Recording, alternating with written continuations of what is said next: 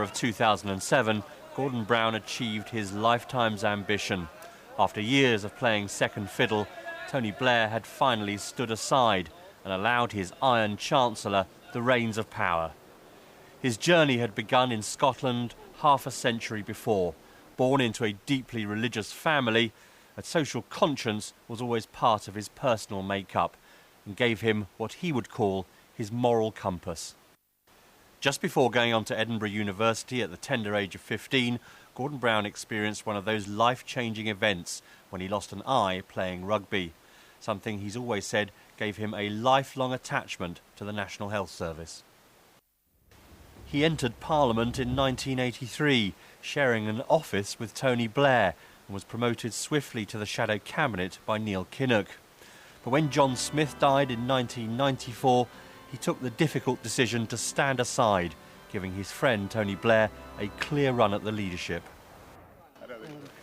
Always a private man, marriage to Sarah Macaulay undoubtedly softened his image, but tragedy was to follow when their first child, Jennifer, died. He's spoken movingly about that and about his two sons, John and Fraser. As Chancellor, he presided over the longest period of economic growth, declaring an end to boom and bust and establishing golden rules for borrowing and inflation. His powers ranged far and wide over domestic policy, the price he extracted from Tony Blair for not challenging for the leadership. Where is he? But despite outward signs of unity, the relationship between the two men and their supporters deteriorated, becoming increasingly dysfunctional, with Gordon Brown demanding to know when Tony Blair would go. When he got the job, he enjoyed a brief honeymoon as Prime Minister, dealing firmly in the first months with the terrorist attack on Glasgow Airport and torrential floods across the country. Labour MPs were buoyed by his performance, and there was talk of a snap election, but it wasn't to be, and he was accused of bottling it. I'll not be calling an election, and let me explain why. I have a vision for change in Britain. Then the problems began to pile up. Millions of public data records went missing, and he made a big political mistake, abolishing the 10p tax rate. The mockery began. The House has noticed the Prime Minister's remarkable transformation in the last few weeks from Stalin to Mr. Bean. But worst of all, the credit crunch dealt a huge blow to his reputation, with the prospect of British banks like Northern Rock on the verge of collapse. Gone were the golden rules, boom had turned to bust, and prudence meant finding £500 billion to prop up Britain's creaking financial system.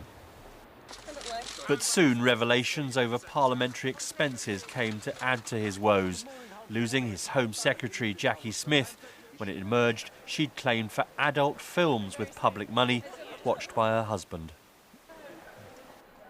More ministers were to follow. His Communities Secretary, Hazel Blears, resigned just before crucial European elections, and James Purnell went just as the polls closed, polls in which Labour had slumped to third place and 16% of the vote. But they shouldn't be doing that. As the general election got underway, he was still having to fight accusations of bullying his staff, accusations that took on new light when he had this disastrous encounter with a voter in Rochdale. Oh, everything. She's just a sort of bigoted woman. Gordon Brown always argued that his strengths were about substance and not presentation. In this media-driven age, that may not have been enough. Gary O'Donoghue, BBC News. Well, just time for a final word with Nick Robinson, our political editor. And Nick, Gary there taking us through some of the highs and lows of Gordon Brown's career. It's just worth reminding everyone that he's still there and will be for some time. Not only that, Hugh, the whole point of what he did today was not to leave Downing Street, was to stay in it for as many months as he can before making way for another Labour leader. In a sense, you saw what some people think is the best of the Prime Minister and some people think is the worst. First of all, the Friends. They say, look, he's acting in the national interest to maintain economic stability, to reform the political system, to introduce a new sort of politics. His enemies say he's clinging on to office, he's not resigned once he's lost, and indeed he now wants to change the voting system without even putting it to the British people. You pays your money and makes your choice, except there's one thing. we don't choose. Tonight, a few dozen Liberal Democrat MPs make that choice. Nick, once again, thank you very much. Nick Robinson there. More national and international news on the BBC News channel. That's all from Downing Street. It's time to join our news teams where you are. Have a good night.